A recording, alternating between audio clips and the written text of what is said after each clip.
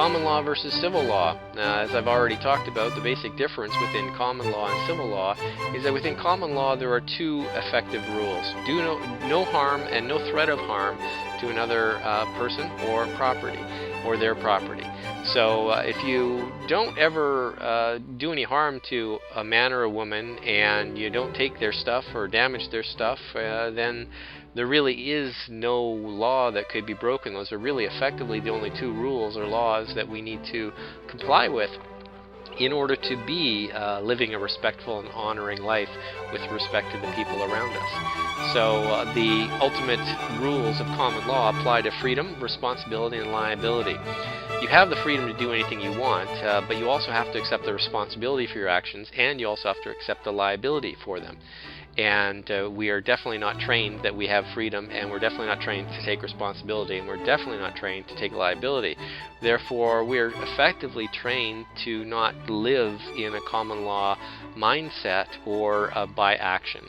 And the other big thing is there's no need for permission for anything within the common law. You don't need to apply for permits or license, because based on that first note, you've got two rules: do no harm or threat of harm. And you don't need permission to do anything, because if you need permission, it generally means that there's an infringement that you want to do with regards to somebody else's personal property, and you want permission to do that. And that's the only real permission that you'd need.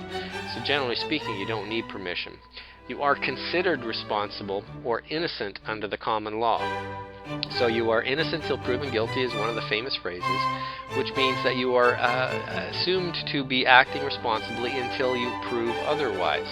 And you have the opportunity at the age of 18, 19, 20, 21, depending on your particular jurisdiction, to be considered liable for your actions in common law and responsible for them, because you've reached a certain age of maturity where you should know what the right behavior is, and you become responsible and liable for your actions. Up until then, your parents have some legal liability with regards to what you do. So again, generally speaking, that still operates in all common law environments, but we do not normally understand that, and we always act as if we're in the Roman civil law, because we do the thing that we really shouldn't do, which is look at all the thousands of laws, which are really acts, legislation, municipal laws that don't apply to a common law man or woman, but only apply to people who step into the Roman civil law and make an application to operate within a particular act, which provides limited freedom, limited responsibility, and limited liability. In general terms, all the civil law does is reduce your freedoms and give you the opportunity to reduce your responsibility for your actions and to reduce your liability for your actions, so that you can act in an irresponsible and non-liable fashion, which may be sound like a fun way, but it's really not a good way to operate a society.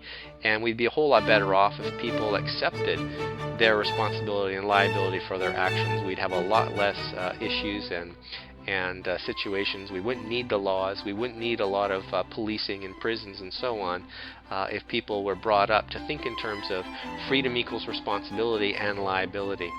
So they train us in the Roman civil law by teaching us to be these things and to ask permission for most actions. If you need permission for it, generally speaking, it's a Roman civil law process. And generally speaking, you don't need permission for it to operate within the common law. Now, again, we are trained and punished if we don't get permission, even if we know somewhere deep within us that we really shouldn't need to, but don't know how to apply it and defend it within the common law.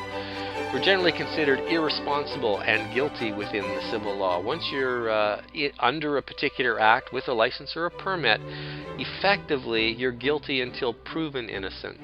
Now, they have to play the game within the court system that it appears that they're treating you as if you're innocent until proven guilty, but if you actually follow the process in courts, you notice that there's a reverse onus most of the time, and you're treated as if you're guilty, and you have to prove your innocence. The whole idea, again, the foundational philosophical basis of the Roman civil law is that people are bad and they need lots of rules to control them. And within the common law, it's the opposite. People are good, and with the proper training and responsibility and liability, people will do the right thing. What type of world do you want to live in? That's the big difference between the common law and the civil law. There's other differences, but again, that's just a fundamental principle difference that it's good to point out, and we'll go into more depth within further training.